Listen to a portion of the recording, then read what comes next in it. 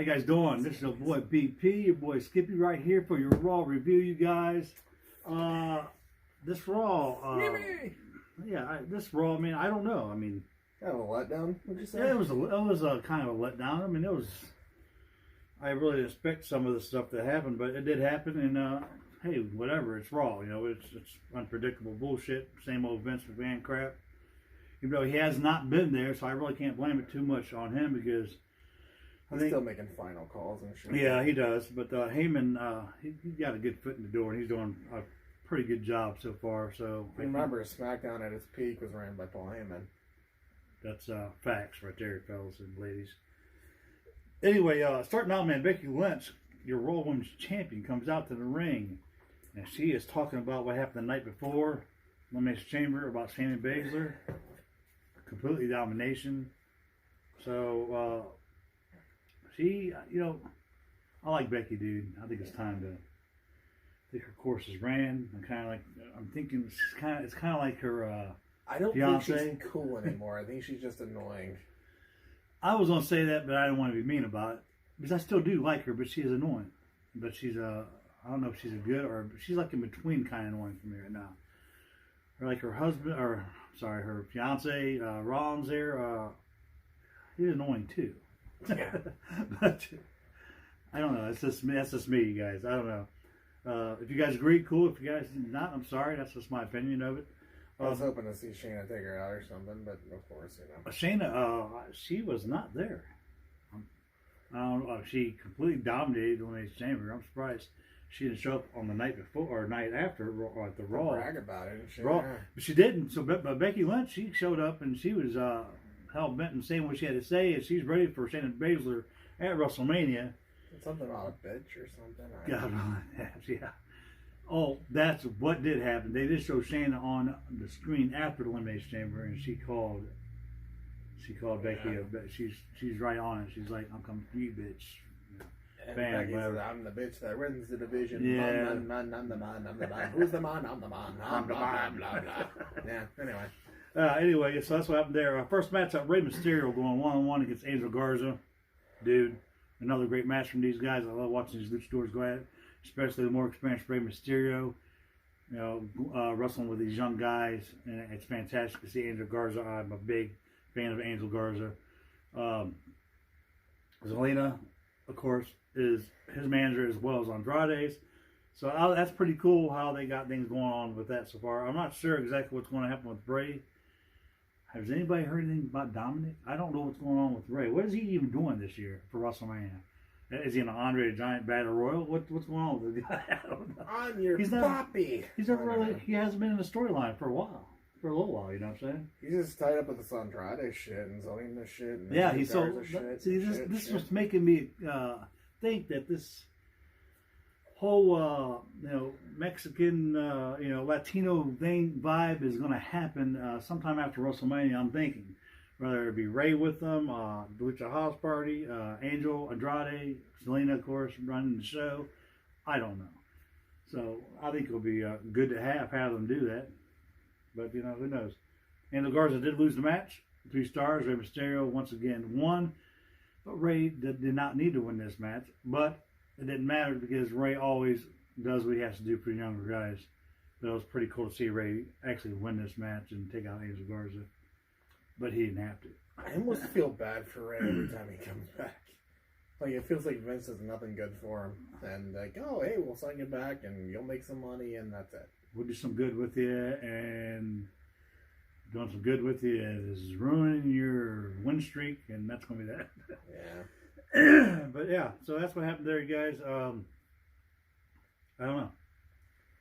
I mean, the guy's a former world champion for a reason. I mean, he's incredible. I know he kind of fed off the Eddie Guerrero thing, unfortunately. But which is fantastic storyline, that whole thing. But, I mean, he's still a world champion, and I think he deserves better than... Yeah, I do too. I really do. I miss Chavo. I'm not going to lie. I miss Chavo too. Chavo was awesome. He's funny. Ooh, Chavo! And Ray and Chavo matches they had. I Quit match was fantastic back in the day, dude. It was awesome. Great matches. Anyway, we're going to get back to it. Outside of the arena, man, it shows Kevin Owens arriving to the arena, guys. And of course, the Monday Night Messiah, Murphy, and AOP is standing right there blocking his way, Eating popcorn. eating popcorn like what Kevin Owens did on Elimination Chamber. Payback is a bitch in the Monday Night Messiah's eyes, and they took out Kevin Owens. But Kevin Owens didn't do anything, man. How's that payback? I don't know. You know, it is. You can't. You're either with the Monday Night Messiah or you're against them, and they felt that Kevin is still against them, and they had to teach Owens a lesson. So they did. They took him out. So that's what happened there. Next up, Charlotte Flair comes out to the ring, you guys.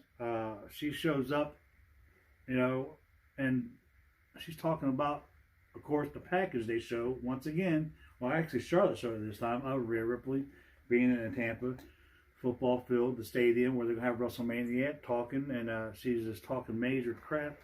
I was not expecting this to happen, but Charlotte was there talking, but Rhea Ripley showed up, and that's what I was not expecting to happen.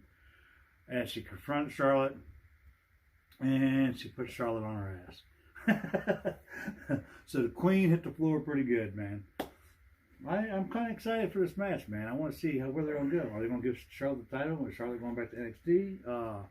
Is Rhea Ripley going to get the rub and still keep the title? Or is she going to come to the Raw or SmackDown, which is not being rostered anymore, to me?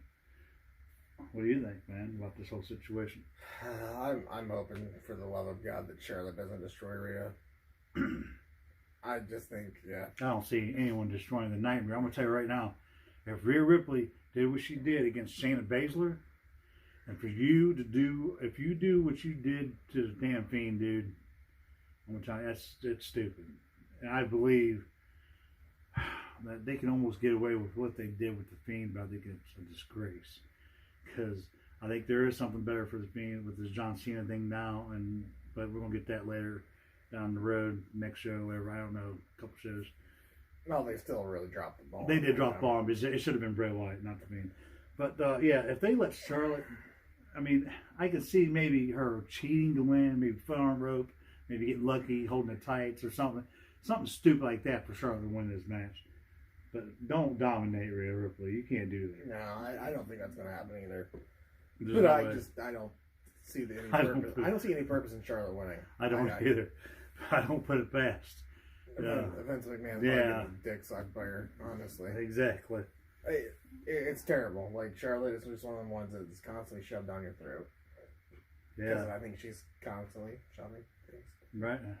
Oh, there you go. There's that. Anyway, yeah. So, next. Next, we're going to have the almighty Bobby Lashley comes out to have a match against Hawkins Ryder. I don't care. It doesn't matter. Because both of them are... Here's another guy you feel bad for. Hey, Bobby Lashley, come back to WWE. We got great things in mind for you. You're marrying Lana. Well, that would be great. Well, for they most people. They did put him with our boy Leo Rush for a little bit. That was all right. That was better than what he's doing now. It's funny though because in Impact he dominated. Right, he did. I mean, he was the guy. He was their Brock Lesnar. True. He comes back. WWE fans just don't give a shit.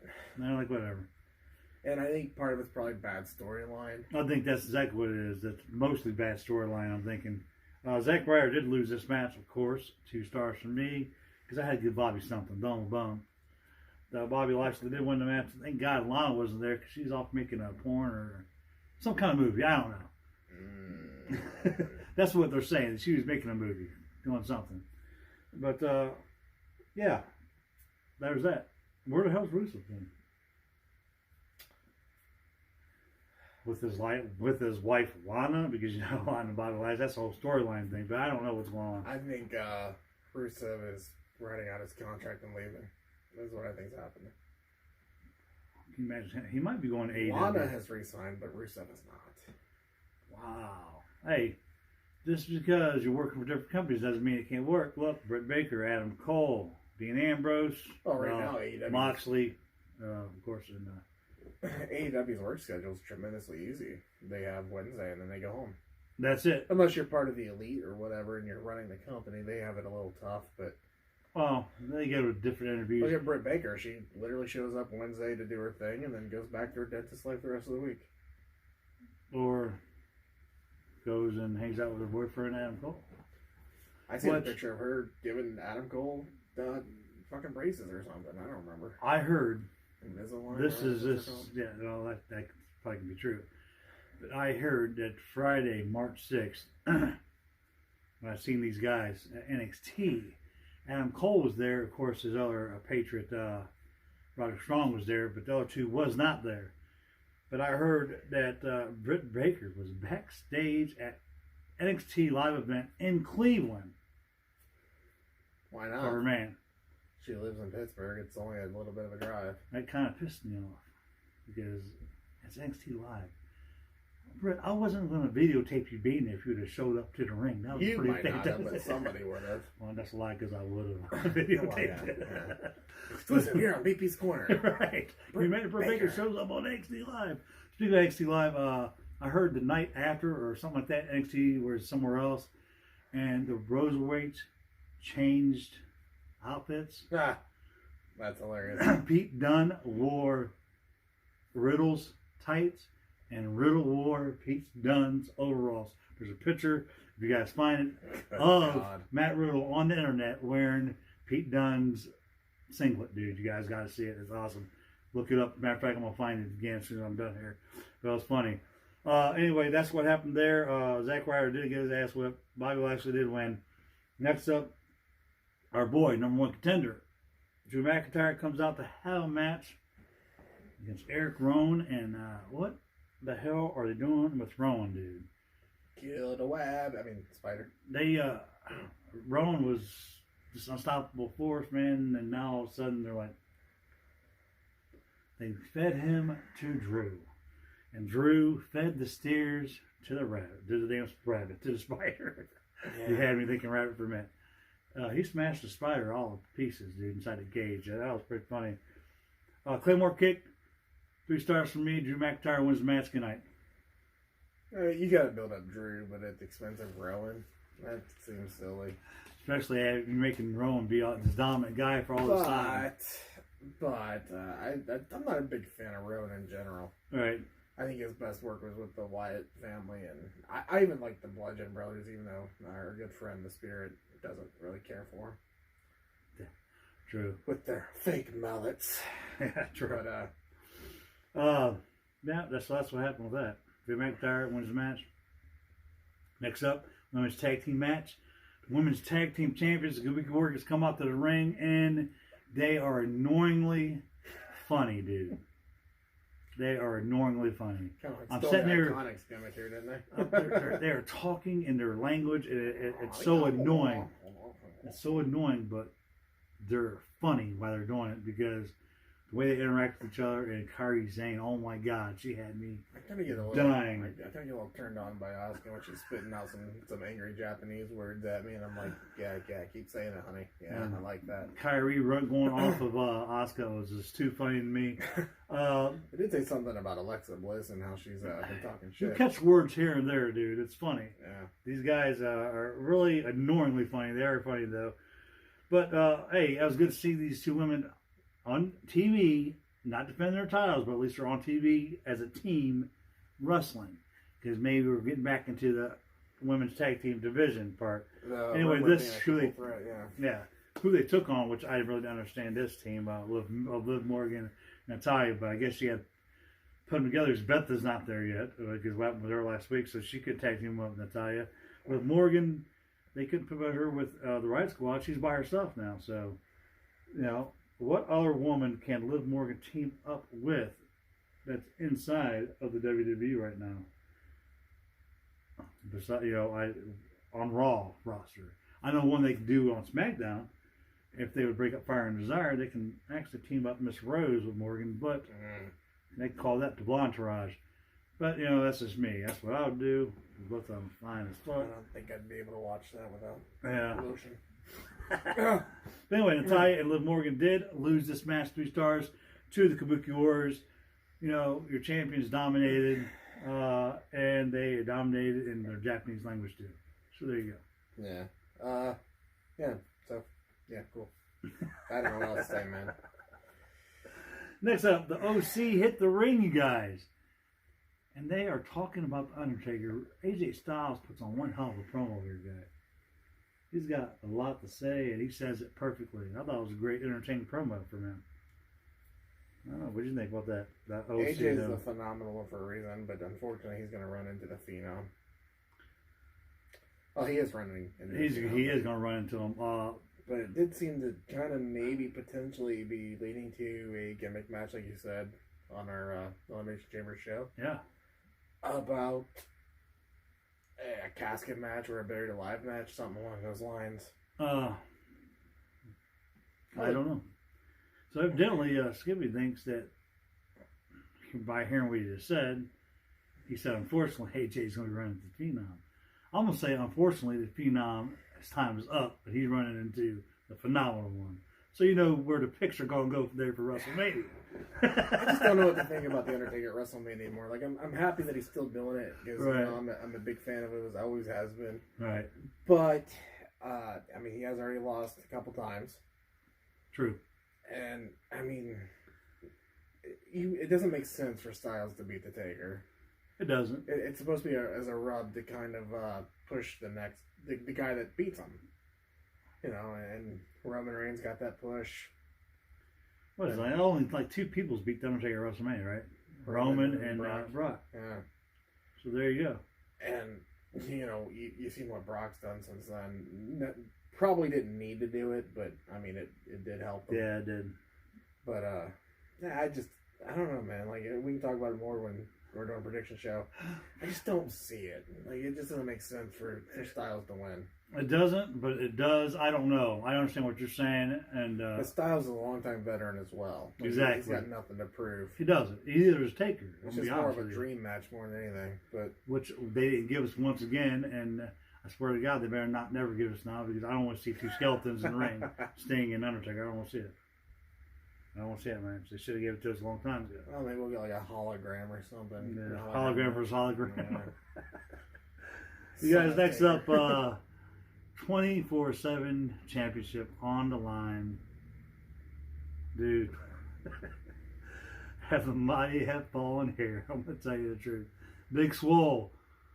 I heard you on the internet. I seen what you said. Hey, I know it's your husband, man. What are you going to do? You know what I'm saying? This sucks. Alexander proved himself, and then of course, you know, and this isn't Paul Heyman. Paul Heyman loves Cedric Alexander, Yeah. from what I've heard and seen. Ricky Moss, boy. Rick Moss. Your 24/7 champion is still your 24/7 champion. 2 stars. I don't know. I just should don't give give a 1 shit. star. I don't know. I'm going to rank it nothing because I just don't give a shit. Yeah, that was there's that too. I don't know. Next up, man, we find ourselves back in the VIP club. What is going on here? MVP shows up in the ring once again, you guys. He is talking mad mess.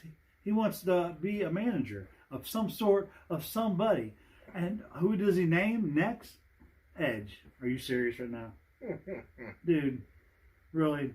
Guy who After needs everything Edge has been going through for the last couple of weeks, MVP wants to manage Edge. Hey, this is where this Raw is just kind of stupid.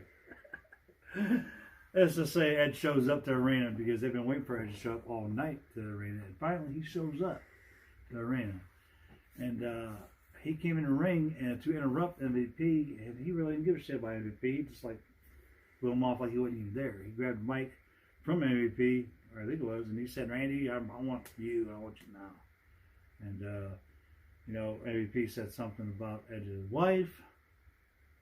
And that was the last time we've seen MVP. So, Beth Phoenix was mentioned, and MVP was speared on his ass. And then when that happened, Randy Orton came from out of nowhere. Dude, I thought we was going to get another RKO, which we did, but not by Randy Orton. Edge let Randy have it, an RKO, which is sloppy, but you know that's not Edge's move. It was all right. It was cool. Yeah. The way it happened. I don't know. I thought it was good. I thought it was a pretty good segment. I'm not gonna lie. I thought it was funny. Yeah. It was all right. To see Edge back out there doing what he did. I heard that he wasn't happy though with this. Something backstage happened where Edge Adam was not too happy with the segment, how it went off or how it looked. I guess I don't know. I'm not too sure exactly why. But these two guys had a moment when Randy was up on the stage and Edge was in his ring. They both clicked eyes, and they were, after everything was all said and done, it was a pretty good moment. You can see the story in their eyes. You can see the story coming together pretty good. But yeah, Edge wasn't happy with the way things happened I there. think it has a lot to do with what his character did with MVP. Like, I know MVP said something that pissed him off. Right. The Spirit should have ended it instead, because Randy Orton escaped the concerto. Edge decided that MVP deserved to get it. And to me, that doesn't make sense. I mean, old Edge, heel Edge, yes. This Edge, probably not. That's what I think. I think that's what Edge had a problem with. But I think because it makes sense what you said. But I also do think it makes sense because now Randy Orton has gotten into Edge's head and Edge has snapped. Right. And So- I don't think Adam was looking at the whole picture when after it happened until later on. But he did have a problem with it, I heard, and that's what happened. Anyway, speaking of this, I'm a go back a little ways. They're in the middle of Raw before all this stuff even happened. There's a moment where Aleister Black's sitting back in his room, and as soon as he sits down, he's getting ready to talk. He starts talking, and somebody knocks on his door. I totally blew. Aleister was surprised by it. He turned around, and who came in? Monday Night Messiah and his disciples were in there, and this is actually pretty funny. Rollins wants Black to join his group. Which I don't blame him at all. But he even handed him a Monday Night Messiah shirt. It was nice of him to want to give Aleister a shirt. Bring him a free shirt. Them shirts cost $35, dude. So, that's pretty cool for him to actually give Aleister a shirt like that. It was a gift. Just like Owens likes to share popcorn. Hey, Rollins wanted to give Aleister Black a shirt. Aleister kindly declined. And therefore, this leads up to a match between Rollins and Black. Which, to me, I've been waiting on this match forever, dude. I'm talking about for a long, long time. To see Tyler Black versus Aleister Black? Tyler Black versus Tommy End or whatever. I have no idea what his indie name was. It was Tommy End. But anyway, but now, Black versus Black. Go figure. But great match. Black, man, wow. It didn't end. It wasn't one-on-one. No, of course not. It's, these 8-man tags just have to be out there. And that's exactly what happened. So we had the Street Profits show up.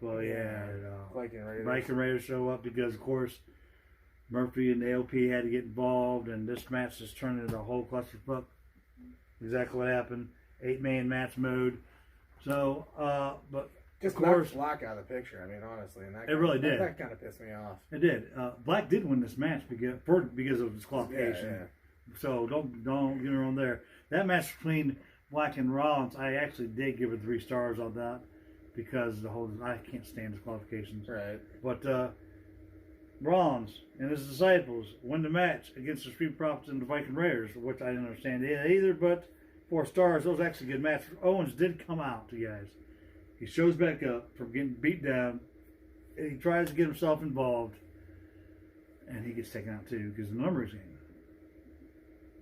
So here we go. The numbers game once again is in the favor of the Monday Night Messiah and his crew. The heels have got to get their wins, and they've got to be credible. Exactly. You got to. But the only thing I really want to talk about with all this is where is this headed as far as the big picture at WrestleMania goes? That's what I want to know I thought too, we were because supposed to get. people are saying that the split's coming somewhere. I thought we were supposed to get Rollins and Owens in some capacity. Which Just one-on-one, those two against each other. Which I'm assuming it's coming, but I also heard that Murphy was supposed to go against Rollins. Yeah. I don't know. Yeah, and So being this close to WrestleMania and having this that's exactly what I was this going to say. huge question mark here is really baffling. Yeah. So I'm assuming right now that the disciples and Rollins are going to stay together through the whole WrestleMania season because I'm assuming that it is going to be Owens and Rollins in some kind of maybe street fight or something at WrestleMania. I don't know exactly how they're going to have it.